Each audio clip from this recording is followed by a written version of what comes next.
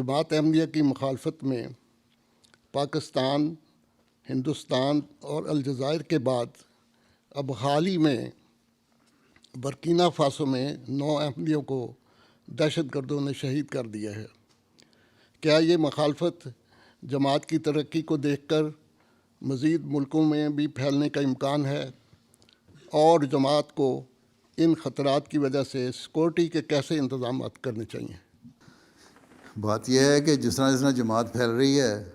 حسد بڑھ رہی ہے۔ حسد بڑھ رہی ہے کہ اللہ تعالیٰ نے پہلی دعا سکھا دی ہے قرآن شریف کی آخری 3 صورتوں میں، اور جو فتنہ اور فساد پیدا کرنے، وسوسے ڈالنے والے ہیں، دجالی صفت رکھنے والے لوگ ہیں،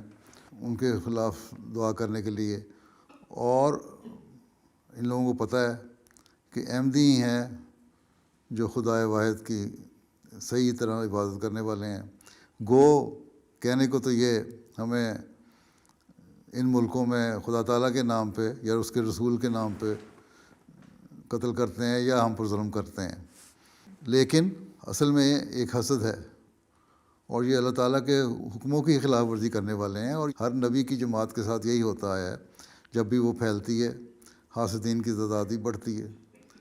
وسوسے ڈالنے والوں کی تعداد بڑھتی ہے، اور پھر جہاں ان کو موقع ملتا ہے وہ ظلم سے بھی دریغ نہیں کرتے۔ اور یہی کچھ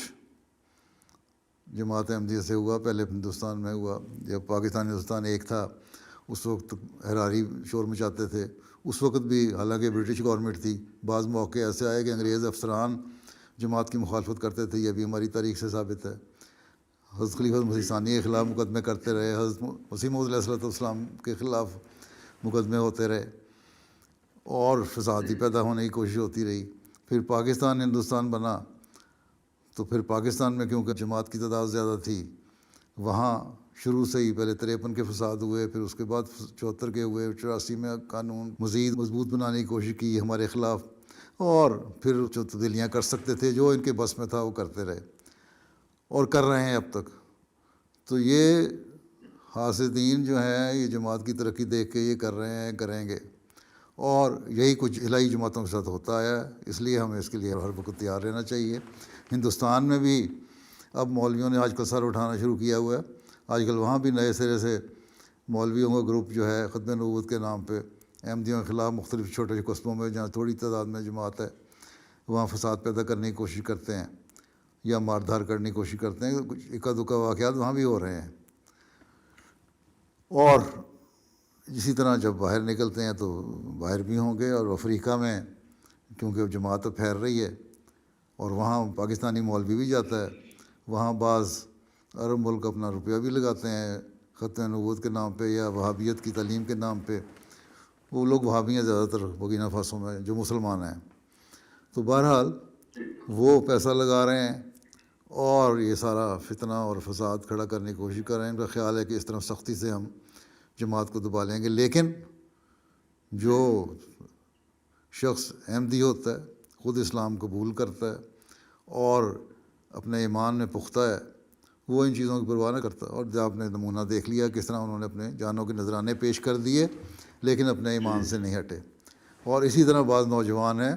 جن کو دھمکیاں مل رہی ہیں کہ یہ کرو نہیں تو ہم یہ کر دیں گے، لیکن انہوں نے، میں نے مثال بھی دی تھی خطبہ جمعہ میں پچھلے، جو برکینا فاسو کے بارے میں تھا، کہ ایک نوجوان نے کہا تصویریں لگاتے ہو، میں اور تصویریں لگاؤں گا حضرت مسیح علیہ السلام کی، تم کہتے ہو تو یہ ایمان کی پختگی ہے۔ اور یورپ میں تو ویسی دہریت پھیل رہی ہے، اور مذہب کے خلاف ایک باقاعدہ مہم ہے۔ یہ جو آج کل ساری چیزیں شروع ہوئی ہیں، مختلف قسم کی حرکتیں ہیں، عورت کی آزادی کے نام پہ، مرد کی آزادی کے نام پہ، مختلف جینڈر کے آزادی کے نام پہ، جس کو یہ مختلف نام دیتے رہتے ہیں یا دوسرے ناموں پہ، گو بعض جگہ یہ صحیح ہے، لیکن جہاں مذہب کے ساتھ آزادی کے نام پہ یہ باتیں کرتے ہیں یا مذہبی تعلیم کے خلاف آزادی کے نام پہ یہ باتیں کرتے ہیں، اس کا مطلب ہے یہ دہریت پھیلانے کی کوشش کر رہے ہیں، اور بڑی اسکیم ہے۔ اور صرف یہی نہیں کہ مذہبی جو مخالفت ہے وہ ہمارے سے ہوگی، بلکہ دہریت کا بھی مقابلہ کرنا پڑے گا، دہریت کی مخالفت بھی ہوگی۔ اور حضرت مسیح علیہ السلام نے صرف یہی نہیں لکھا کہ میں مسیح کے طور پہ آیا ہوں تو عیسائیت کے خلاف میرا جہاد ہے۔ مسلمانوں کو بھی ہدایت دینی تھی، ان کو بھی دینی تھی، بلکہ آپ نے کہا کہ یہ زمانہ آئے گا اور آ گیا ہے کہ جب خدا تعالیٰ کے لوگ بھول رہے ہیں، اس لیے دہریت کے خلاف بھی تمہیں جہاد کرنا پڑے گا۔ اور اب وہ زمانہ ہے کہ ہمیں دہریت کے خلاف بھی اپنے لٹریچر کو مضبوط کرنا ہوگا، اپنے دلائل کو مضبوط کرنا ہوگا، اور اپنی باتوں میں زیادہ سے زیادہ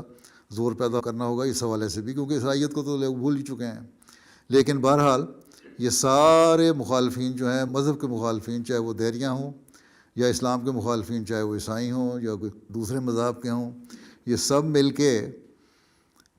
احمدیت کے خلاف محاذ کھڑا کریں گے۔ اور ہو سکتا ہے ایک وقت آئے جو یہاں احمدیت پھیلتی نظر آئے ان کو، یا مضبوط ہوتی نظر آئے، تو یورپ کے بعض ممالک میں بھی اس طرح کی مخالفت سامنے آئے۔ تو اس کے لیے ہمیں جو انتظامات ہیں وہ ہر وقت ہوشیار رہنا چاہیے۔ پہلی بات تو یہ ہے کہ دعاؤں اور صدقات کے ذریعے سے ان بلاؤں کو ٹالنے کی کوشش کرنی چاہیے، اللہ تعالیٰ کی حفاظت میں آنے کی کوشش کرنی چاہیے۔ اس کے علاوہ جو ظاہری طریقے ہیں مساجد کے، اس لیے میں بڑے عرصے سے یہ بھی کہہ رہا ہوں جماعتوں کو کہ اپنی مساجد کی حفاظت کا انتظام رکھیں۔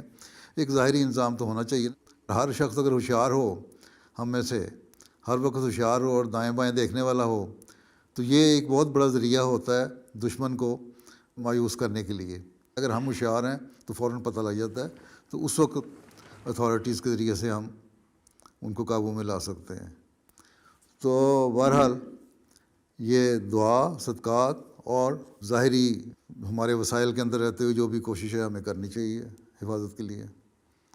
لیکن ہو سکتا ہے کہ ایک وقت آئے کہ آپ کو یہاں بھی مخالفت کا سامنا کرنا پڑے۔ جی، ٹھیک ہے، جزاکم اللہ حسن جزاک اللہ۔